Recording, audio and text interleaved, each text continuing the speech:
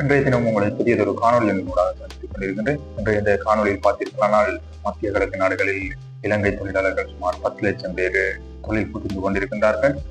இந்த போர் சூழலிலும் அவர்கள் நாடு திரும்புவதில் தயக்கம் காட்டுவதற்கான காரணத்தை தான் இந்த காணொலியில் பார்க்க போகின்றோம்.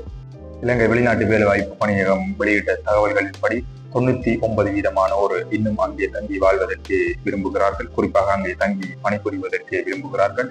10 லட்சம் பேரில் 99% இன்னும் அங்கே தங்கி வாழ்வதற்கு விரும்புவதாக கூறப்படுகின்றது. அது மட்டுமல்லாமல் அவர்கள் இன்னும் ஒரு விடயத்தை கூறுகின்றார்கள். பிப்ரவரி மாதத்தில் பார்த்தீர்களானால் $739 மில்லியன் இலங்கைக்கு பணமாக அனுப்பப்பட்டிருக்கின்றது இந்த வெளிநாட்டு தொழிலாளிகளினால். கடந்த வருடத்துடன் ஒப்பிடும்போது இந்த தொகையானது 32% அதிகமாக அனுப்பப்பட்டிருப்பதாகவும் கூறப்படுகின்றது. இதிலிருந்து அவர்கள் கூறுகின்றார்கள், அநேகமானோர் அங்கே இருப்பதற்கு, அதாவது 99% அங்கே இருந்து பணிபுரிவதற்கு விரும்புவதாக வெளிநாட்டு வேலைவாய்ப்பு பணியகம் தற்பொழுது கூறியிருக்கின்றது. இருப்பினும் இந்த மத்திய கிழக்கு நாட்டில் உள்ள இலங்கை தூதரகங்களில் இவர்களுக்கான பாதுகாப்புக்குரிய நடவடிக்கைகளும் எடுக்கப்பட்டிருக்கின்றது.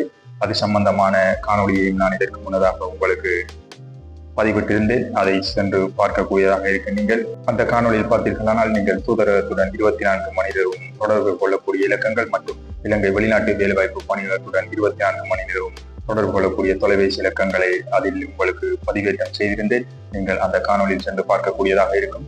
எமது இந்த தொழிலாளர்கள் இலங்கைக்கு திரும்புவதற்கு பின்வாங்குவதற்கான காரணங்களை பார்த்தீர்களானால் தங்களுடைய குடும்பங்களின் நலனை கருதித்தான் அவர்கள் வருவதற்கு பின்வாங்குகின்றார்கள். குறிப்பாக தங்களுடைய பிள்ளைகளின் கல்வி பாதையிலே நின்றுவிடக்கூடாது. தங்களுடைய கனவுகள், அதாவது குறிப்பாக வீடுகள் கட்டி கொண்டிருந்தால் அந்த வீட்டு திட்டங்கள் இடையிலே நிற்கக்கூடாது, அதை முழுமையாக முடிக்க வேண்டும். அது மட்டுமல்லாமல் ஊரில் அவர்களுக்கு கடன் இருந்தால் அந்த கடனை முழுமையாக நிறைவு செய்துவிட்டு வர வேண்டும் என்ற வைராக்கியங்கள்.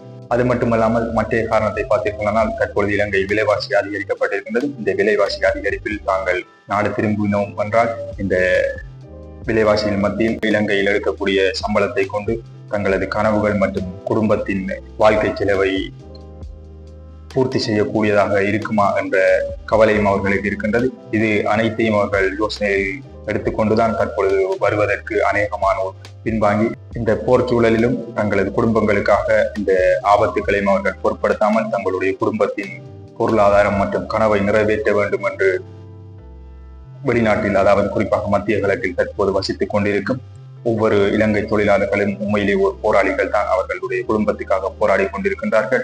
இலங்கையர்களாக நாம் செய்ய வேண்டியது இலங்கையில் இருந்து புலம்பெயர்ந்து தொழில் புரியும் எமது தொழிலாளர்களுக்கு மட்டுமல்லாமல் உலகத்தில் இருந்து புலம்பெயர்ந்து மத்திய கிழக்கில் தொழில் புரிந்து கொண்டிருக்கும் இந்த தொழிலாளர்கள் அனைவருக்காகவும் பிரார்த்தனை செய்வதோடு அவர்களுடைய கனவுகள் நிறைவேற வேண்டும் என்று நாம் அனைவரும் பிரார்த்தனை செய்வோம். மீண்டும் இது போன்ற ஒரு காணொலியின் மூலமாக உங்களை சந்திக்கும் வரை விடைபெற்றுக் கொள்கின்றேன். நன்றி, வணக்கம்.